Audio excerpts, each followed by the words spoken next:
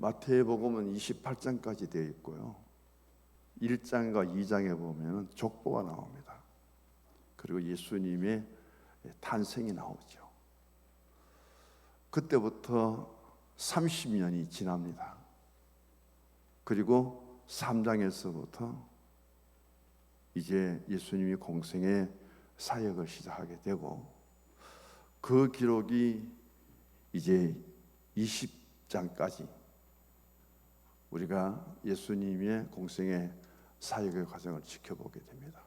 21장부터 28장까지는 예수님이 예루살렘에 입성하셔서 한 주간의 사건을 8장에 28장까지 다 다루고 있거든요. 공관복음서 중에 예수님은 그렇게 한 주간의 공생애 속에서 마지막 고난주간을 지내신 것을 그렇게 강조는 하지만은 가장 그 사실들을 자세하게 기록된 것은 요한복음입니다.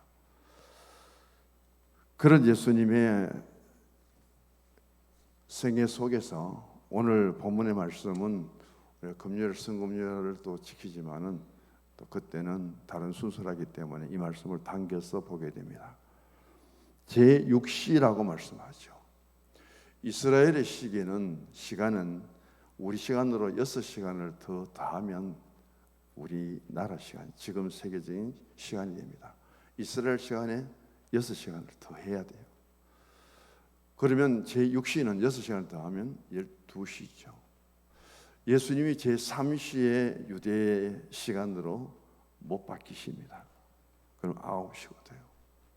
그리고 제6시에 12시에 예수님이 십자가에 달리시고 그때부터 온 땅이 암흑으로 변합니다. 캄캄해지는 거예요. 12시에 그렇게 온 땅이 캄캄해지는데 1시, 2시까지도 아무 일도 없어요. 여러 가지 설명을 합니다. 예수님이 십자가 위에서 가장 고통스러울 때가 언제였냐면은 십자가에 달리고부터 3시까지, 그 3시간 동안 예수님의 고통스러운 그 모습을 우리가 이 땅에서 또 그 십자가 근처에 있든지 또 하나님이 보실 때도 그 고통을 차라리 보지 않도록 하기 위해서 온 땅에 흑암으로 가득 채웠다, 그렇게도 설명을 합니다. 1시, 2시까지, 3시까지도 전혀 예수님은 그 암흑 속에서 십자가에 달려 계셨는데 갑자기 제9시죠. 오늘 오후 3시가 되니까 예수 십자가 위에서 막 기도를 합니다. 가상 7원을 그때부터 남기는 거예요. 그 중에 오늘 4번째 예수님의 십자가 위에서 하신 말씀이 오늘 본문의 엘리엘이 나마 사막도 아니라 하시는 이 말씀입니다. 그것을 시간적으로 잘 보시면은 우리 시간으로 9시에 예수님이 못 박히셨고 12시가 되니까 그때부터 온 천지가 흑암으로 가득 어두워버리죠. 그리고 그 흑암 속에서 1시가 지나고 2시가 지나고 3시가 되니까 제9시쯤 시로부터 예수님이 얼마만큼 이제 십자가 위에서 그렇게 부르짖고 외치면서 가상칠언이라 십자가에서 7마디 말씀을 남겼다, 그 말씀을 여기서 담고 있습니다. 우리는 오늘 예수님께서 크게 소리친 그 가상칠언 중에 4번째 말씀, 하나님 왜 나를 버리셨나이까, 이 말씀을 초점을 해서 잠시 생각해 보고자 합니다. 우리는 살아가면서 버림받을 때가 가장 비참하죠. 하나님이 독생자 예수님을 이 땅에 보내시고 예수님 친히 그렇게 버림을 받았다고 하실 때 예수님의 마음은 어떠하셨을 것이고, 또 하나는 그렇게 십자가에 달리셔서 예수님이 죽으실 때 그 고통의 모습을 보신 하나님, 그리고 예수님을 버릴 수밖에 없었던 하나님의 그 마음, 우리는 구약으로 돌아가야 됩니다. 대속죄에 대해 우리 인간이 죄를 용서받는 방법은 유일하게 하나예요. 그것은 양을 잡아서 한 마리는 양푼이 담아서 벗개 뚜껑인 속죄수에 피를 발라버리죠. 벗개 속에는 세 가지가 들어있습니다. 만나 항아리죠. 그 다음 십계명의 돌비죠. 또 아론의 상란지팡이인데 이 세 가지를 왜 넣어놨느냐는 거예요. 아무리 우리가 예수님 잘 믿어도 구원받아도 은혜 입어도 우리의 인간의 속성에는 무엇이 있어요? 그렇게 만나를 하늘 양식을 먹고도 그것이 한 번도 감사 안 합니다. 하나님이 만나 주심에 대해서 기도한 적도 없어요. 처음에는 그렇게 만나 양식을 먹고 기쁘게 받아들이던 저들이 나중에는 똑같은 40년 동안 똑같은 이 만나밖에는 줄 게 우리인데 줄 게 없습니까? 나중에는 불평하면 쏟아지죠. 애굽 땅에는 종으로 노예로 고생을 했지만은 거기서 수박도 먹었고 부추도 먹었고 뭐도 먹었는데 어떻게 40년 동안 하나님이 우리에게 만나마 주십니까? 불평,원망의 덩어리야. 믿음 생활 하다가도요. 출애굽을 통해서 홍해를 건널 때 얼마나 기뻤어요. 목말랐을 때 무리와의 반석에 물을 주실 때 얼마나 기뻤어요. 감사와 기쁨밖에 없는데도 불구하고 하나님 앞에 나아가는 신앙의 삶 속에 전부 무엇 때문에? 인간적인 것 때문에, 물질적인 것 때문에, 먹고 마시는 것 때문에 수없이도 저들은 범죄합니다. 누구에게든지 다 있어요. 그 다음에 십계명은 이게 하나님의 선택된 백성이라면 이렇게 살아라, 삶의 표준입니다. 하나님을 향해서는 이런 믿음을 가지고 그리고 인간적인 사회 속에서 이렇게 살아야 된다는 게 십계명인데 그렇게 살지 못하죠. 그 십계명 율법 앞에서는 전부 죄인입니다. 그럼에도 불구하고 그 십계명을 모세가 40조회를 받아서 산에서 내려올 때에 아론을 중심으로 해서 저들은 금송아지를 만납니다. 그 금송아지 사건을 통해서 모세는 처음 받았던 십계명을 그냥 내던져서 깨버리죠. 다시 올라가서 십계명을 받아올 때까지 그 과정이 얼마나 힘들었습니까? 깨어진 것을 갈아갖고는 물에 타서 마시는 거 다 죽여버리죠. 위에서 떨어져 또 죽이죠. 그런 엄청난 사건입니다. 우리는 하나님 앞에 하나님의 뜻을 이룰 수도 없고요. 또 우리는 수없이 하나님 앞에 설 때마다 그렇게 죄인일 수밖에 없는 우리가 하나님 대신 우상 숭배에 빠지고 하나님 대신 물질을 너무 앞세우고 그런 것들을 통해서 우리가 피할 수 없는 그런 하나님 앞에 죄인됨을 다시 보이게 될 거예요. 아론의 상란 지팡이는 하나님 세운 종에 대한 도전이죠. 이런 것들이 예수 믿는 모든 우리 속에 있기 때문에 그걸 벗기 안에 넣어놓고는 그걸 안 보이도록 시띠나무 가시나무로 만들고 금칠을 해버리고 위에는 뚜껑을 열면 다 보이는데 안 보이도록 피를 덮어버려요. 예수 믿어 저는 목사거든요. 제 앞에 이제 백명호 집사 앉았는데 구원 받았죠. 하나님의 아들 딸이고 제가 목사 시험을 받았지만 인간적인 속성에 들어가 보면 똑같아요. 이런 우리에게 예수님의 피로 나를 덮지 아니하면은 예수님의 피로 나를 감싸지 아니하면은 우리는 절대 하나님 앞에 의롭게 설 수가 없습니다. 모든 죄가 다 있잖아요. 그 죄가 그대로 드러나면은 우리가 의로운 의인을 찾는 하나님 앞에 갈 수가 없죠. 루터가 종교개혁을 하려고 할 때 가장 루터를 괴롭힌 것이 뭐냐면은 마귀잖아요. 루터의 어떤 일생을 보시면은 그가 지금 수도사가 되고 그리고 지금 종교개혁을 일으켰다는 사실을 뒤돌아보면은 어쩌면 우리들보다 죄가 더 많을지 몰라요. 마귀가 찾아옵니다. 루터에게. 야, 내가 대충 봐도 루터 내가 지은 죄를 보니까 저 베드로 성당에 기와장구 숫자보다 더 많은데 네가 무슨 종교개혁을 한다고? 네가 뭐 그렇게 어렵다 하느냐고. 마귀가 얼마나 루터에게 짓눌렀던지 루터가 종교개혁을 하려고 하다가 용기를 잃어버렸어요. 낙심 덩어리입니다. 그럴 때에 루터가 얼마나 힘들었겠습니까? 하나님께 또 도움의 기도를 드릴 수밖에 없죠. 그때 주님이 주신 음성이 뭐예요? 그래, 마귀가 한 말 틀렸을까요? 맞을까요? 맞다는 거예요. 저 성당의 지붕에 기와장보다 더 많은 죄가 너가 있다 할지라도 그걸 위해서 내가 십자가에 못 박혔고 내 피로 그것을 다 씻음 받았으니까 너는 의인이 되었다. 예수 이름으로 의롭게 되었고 너는 계획을 할 수 있는 용기와 결단만 있으면 이룰 수 있다. 다시 일어나서 종교를 완성했다는 그런 이야기예요. 오늘 우리는 이런 예수님 앞에 대속죄일에 그 용서를 받고 또 하나는 뭐냐면은 아사셀 양이죠. 인간의 모든 죄를 다 뒤집어서서 그것을 광야로 가서 광야에 그 악령들에게 잡아먹히고 그것을 통해서 인간 죄짐을 진 아사셀 희생이 되고 우리는 1년간 죄 용서를 받는다는 제사법이에요. 그때 붙인 이름이 뭐예요? 아사셀은 버려진 자. 아사셀 양은 철저하게 버림받는 거예요. 어떤 면에 주인이 키울 때는 가장 흠없고 깨끗한 양으로 키웠습니다. 하나님 앞에 제물이 될 만큼 그렇게 자란 양이 인간의 죄를 덮으시고 인간으로부터 철저하게 버림을 당하는 거예요. 절대 돌아올 수 없습니다. 그는 인간의 죄를 지고 강화해서 죽어요. 그걸 통해서 제사법을 세운 하나님이 1년째 용서해 주십니다.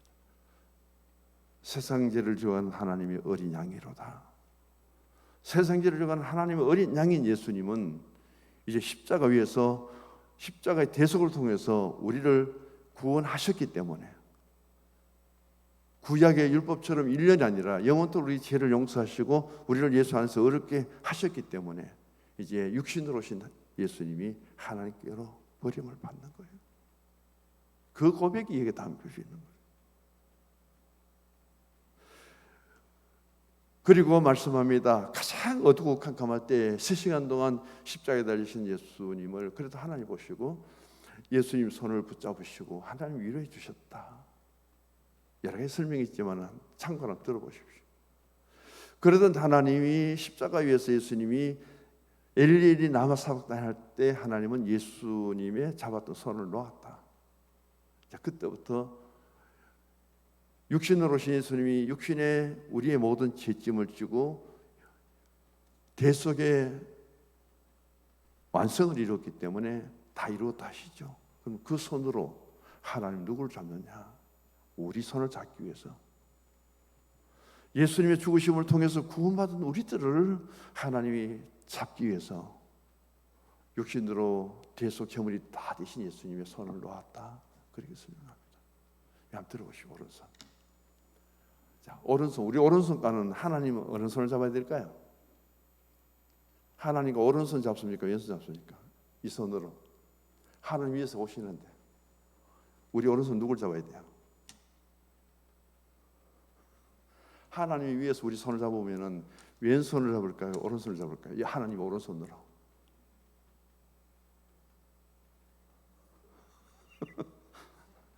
자, 이랬으면은 미국에서 들어오잖아요. 오른손 펴봐요. 어느 거 잡을래요? 내 왼손 잡아야지. 그러니까 하나님은 왼손으로 우리의 오른손을 잡으시고 하나님은 우리의 오른손을 잡아주지 않고 어떻게 해요? 왼손을 잡는데요. 하여튼 그냥 상식을 알아보십시오. 그럼 우리는 오른손과 누굴 잡아야 돼요? 누구 손을 잡아야 돼요? 우리 하나님 손을 잡아야 된다는 거예요. 그죠? 그래야 바로 잡히죠. 이렇게 잡으면 오래 못 갑니다. 얼마나 견딜까 이렇게 잡고. 하나님은 우리에게 오셔서 우리의 왼손을 잡으시고 하나님 오른손으로 우리 오른손은 하나님의 왼손을 꼭 잡아야 된다는 거예요. 그게 십자가에서 하나님이 예수님을 버리시고 예수님 잡으셨던 손을 우리를 향해서 펼치시고 그 손을 우리가 잡을 때 주님 한 손이라도 잡아주세요. 어디서 이 팔이 나왔느냐? 네 팔이냐? 보이지 않던 팔이 우리에게 올 때 그 팔은 예수님 주님의 팔이다. 그 팔을 잡아야 된다. 그런 의미로서 우리가 보게 됩니다. 구약의 아사셀이 왜 그렇게 버림을 받았느냐? 아사셀 양으로 오신 예수님은 버림을 받게 돼 있었고 그것을 누구보다도 더 잘 아시는 분이 예수님이죠. 그래서 예수님이 이제 육신의 인간의 모든 죄를 대신 다 지시고 예수님이 아사셀처럼 버림을 받아야 그 다음 우리가 죄 용서가 완전히 이루어진다. 그런 의미 속에서 주님의 손을 잡았던 예수님의 하나님의 오른손이 우리를 잡을 때 우리는 처음으로 예수 손 들고 오른손으로 하나님의 왼손을 잡으라. 그럴 때 가장 강하게 붙들어진다. 그런 원리인데 잡아보셨어요? 꼭 잡으시기 바랍니다. 저도 아직까지 잘 못 잡았는데 꼭 잡으시고 그래서 청구해야 될 거예요. 영적으로 다 잡았다고 하지만은 체험이 없이 경험 없이 우리 그렇게 고백하기가 참 힘들죠. 또 목사가 못 잡았다고 하면 안 되니까 잡았다고 또 해야 되죠. 잡도록 해야 되죠. 잡아야 청구하니까. 이론적으로 보니까 참 어렵더라고요. 예수 그리스도의 생애 속에서 33년 생애 속에서 가장 중요한 사건은 이제 죽고 난 후에 부활했지만은 십자가 사건이에요. 하나님의 뜻이 하늘에 이루는 것처럼 땅에서도 이루어지기를 원한다는 것은 예수님을 통해서 하나님 뜻이 땅에 온전히 이루어져야 되는데 그 이루어지는 일이 십자가 사건이에요. 예수님 다 이루었다고 지는 말씀은 그 인간의 구원을 다 이룬 거예요. 구약의 아사셀 양의 희생 버림을 통해서 그 십자가에서 예수님의 그 엘리엘이라고 하는 내 나를 버리시니까 그것을 통해서 이루었기 때문에 예수님이 다 이뤘다고 선포를 하는 거죠. 그러면은 십자가 사건 속에서 십자가 사건에서 최고의 중심에 7마디 말 중에 가장 중요한 말은 어디 있느냐? 오늘 이 말씀이라고 합니다. 이 말씀을 통해서 이제 아사셀 양은 완전히 버림받았고 다시는 올 수 없어요. 예수님은 이제 우리의 구원을 다 이루시고 이 땅의 육신의 모습으로 예수님을 더 우리 못 만나죠. 그 예수님은 어디 가십니까? 이 땅에서 완전한 영이신 오셔서 이 땅의 육신을 입고 이 땅의 구원을 다 이루셨기 때문에 육신적인 삶은 예수님도 필요 없어요. 그래서 승천을 하셔서 지금 하나님 보좌 우편에 계시는 거예요. 그 원리를 우리가 신앙 속에서 적용시킬 때 오늘 아사셀의 양의 버림받은 양을 오늘 어린 양 예수님이 오셔서 하나님 왜 나를 버리시나이까 연관성을 지을 수가 있습니다. 신앙적으로. 그래서 예수님은 세상제를 지시고 어디 했어요? 골고다 언덕에서 버림을 받습니다. 이게 십자가 사건이에요. 그 십자가 사건을 통해서 아사셀 양이 인간의 죄를 지고 광야에 들어가서 광야에 악마에게 잡혀 먹히고 인간 죄가 용서받았다는 한시이고 1년이라는 기간을 정하고 반복되는 제사가 예수님 십자가 사건에서 이제 영원토록 완성된 것을 이야기하죠. 자, 여기에서 우리는 하나님의 사랑을 믿음으로 또 이제 은혜로 생각을 해야 된다고 보게 됩니다. 자, 이런 예수님의 십자가 사건을 통해서 그리고 예수님의 엘리 라마 사박단 이 말씀을 통해서 이제 우리는 하나님의 손을 잡게 되었기 때문에 하나님을 아버지라 부르시고 아버지라고 나가죠. 그러면 그 신앙 속에서 우리가 가장 예수님 앞에 내가 누구를 통해서 제사함을 받았느냐? 예수님 때문에. 내가 어떻게 구원받았느냐? 예수님 때문에. 내가 어떻게 하나님 자녀가 되었느냐? 예수님 때문이죠. 거기서 나오는 이제 고백이 갈라디아서 2장 20절이 돼요. 내가 그리스도와 함께 십자가에 못 박혔나니 2장 20절 한번 찾아보십시오. 갈라디아서 2장 20절 한번 읽어보셔야죠.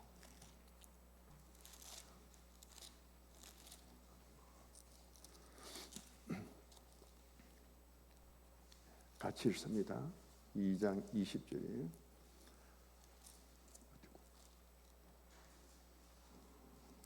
내가 그리스도와 함께 십자가에 못 박혔나니 그러니 이제는 내가 사는 것이 아니요 오직 내 안에 그리스도께서 사는 것이라. 이제 내가 육체 가운데 사는 것은 나를 사랑하사 나를 위하여 자기 자신을 버리신 하나님의 아들을 믿는 믿음 안에서 사는 것이라. 아멘. 여기서 우리가 가장 고백해야 될 것은 예수님이 구약의 아사셀 양이 버림을 받는 것처럼 우리의 구원을 완성하시고 하나님께로부터 버림받는 그 예수님의 십자가 사건을 통해서 우리가 하나님께 나갈 때 십자가의 사랑으로 이제는 하나님의 사랑이 우리에게 임하신다. 그렇게 되기 위해서는 우리 안에 있는 내가 십자가에 못 박혀 죽은 것이 아니에요. 육신은 우리 살아있잖아요. 그런데 그 거룩한 하나님의 영을 예수 생명을 내가 받기 위해서는 내 육신의 소욕들을 피우라는 거예요. 죽으라는 거예요. 그래서 구약적인 율법적인 의미에 보면은 우리가 제물로 오는 거예요. 예배는 제사고요. 우리가 헌금을 제물로 보는 것이 아니라 율법적인 의미 속에서 우리 자신이 제물이에요. 그리고 구약 제사법의 제물은 전부 죽어야만 제물이 될 수 있거든요. 그럼 여기 들어오면은 예배 진정한 예배자가 되면은 우리의 육신은 죽어야 되는 거예요. 그런데 죽지 않고 다 살았더라고요. 저도 살아있고 다 살아있어요. 그래서 하나님이 기뻐하시는 그런 산제사로 너희 몸을 하나님 앞에 산제사로 드리라. 그 몸이 몇 개라야 맨날 제사를 드립니까? 육을 죽이라는 것이 아니고 소욕을 죽이라는 거예요. 그래서 하나님 앞에 제물 떼고 여기서 내 자아가 다 죽으면은 교회 와서 싸우면 안 되죠. 교회에서는 뭐 큰 소리 쳐도 안 되죠. 그런 일들이 이게 다 포함되는 거예요. 내 소욕이 얼마나 죽어야 됩니까? 그 속에 예수님의 생명이 내 속에 있기 때문에 주일날 하나님께 예배를 드리고 제물이 됐다면 주일만큼은 우리가 어떻게 해요? 주님이 사는 것처럼 교회 와서 그렇게 우리가 믿고 이렇게 행동하는 것이 가장 좋은 신앙의 모습이고 공동체의 모습이라는 것을 또 생각해 보게 됩니다. 그리고 이제 마지막에 보면은 이제는 나를 위해서 죽으신 주님을 위해서 살아야 한다. 그 세 가지를 십자가 사건을 말하죠. 첫 번째는 십자가는 대행이다. 우리가 지은 모든 죄를 주님이 혼자 다 덮어섰다. 행함으로 지은 죄, 또 믿음으로 지은 우리가 불신에 지은 죄, 이런 것들을 전부 다 예수님이 대신 우리의 행함을 죄를 짊어지셨다. 두 번째는 대형이라고 합니다. 대신 죽으신 거죠. 대신 형벌을 받은 것이죠. 그래서 우리가 다 죽어야 되는데 우리가 죽어야 될 그 죄를 우리가 받을 벌을 예수님이 몽땅 다 받으셔서 한 번의 십자가로 희생 제사를 드림으로 다 해결되었다. 예수님은 육신이 직접 못 박혀서 죽으시고 예수님의 죽으심은 모든 유대인들의 죄를 아사셀 양에게 덮어 씌웠듯이 예수님께 우리가 다 덮어 씌우고, 그리고 사람이 죽어야 될 것이 양이 광야에 가서 죽잖아요. 아사셀 양이 죽으면은 우리 죄를 위해서 그 양이 죽음으로 우리가 죄 용서 받았다고 1년으로 봅니다. 근데 예수님은 그렇게 해서 우리를 위해서 죽으셨잖아요. 그 사람이 우리 용서를 받았습니다. 그런데 구약의 율법을 통해서 아론 대제사장과 대속죄일의 제 용서를 통해서 절대 누구요? 하나님 생명, 예수 생명이 그들에게 들어갈 수는 없는 거예요. 짐승의 제물이 수천 마리, 수마리가 죽어도 그 짐승의 생명이 인간에게 들어올 수 없다는 거예요. 피를 통해서 제 용서는 받아도 그 짐승이 우리에게 생명을 줄 수는 없습니다. 이게 율법이에요. 복음이 왜 위대하냐면은 그렇게 죽으신 예수님의 생명을 우리에게 주어서 이제는 내가 사는 것이 아니라 내 안에 그리스도가 사는 것이다. 이게 복음이에요. 율법과 복음이 얼마만큼 차이가 나는지 그걸 우리가 알아야 된다는 거죠. 그래서 오늘 갈라디아서 2장 20절을 한 절을 그냥 생각을 했는데, 예로 들었는데, 우리가 예수 십자가 사건의 그 버림받은 예수님, 그리고 다 이루었다는 예수님 앞에 나의 모든 죄가 지어진 것은 예수님께 우리가 맡겼고, 내가 받을 그 십자가의 그 모든 죄의 형벌은 예수님이 다 받으셔서 제물이 되셨고, 그렇게 예수님은 살리는 영을 우리에게 주셔서, 예수 생명은 다른 것이 아니에요. 죽이는 영이 아니라 살리는 영이 오셔서 예수 생명을 내가 받았기 때문에 내가 예수님을 닮아가고 예수님 배우고 그렇게 사는 거예요.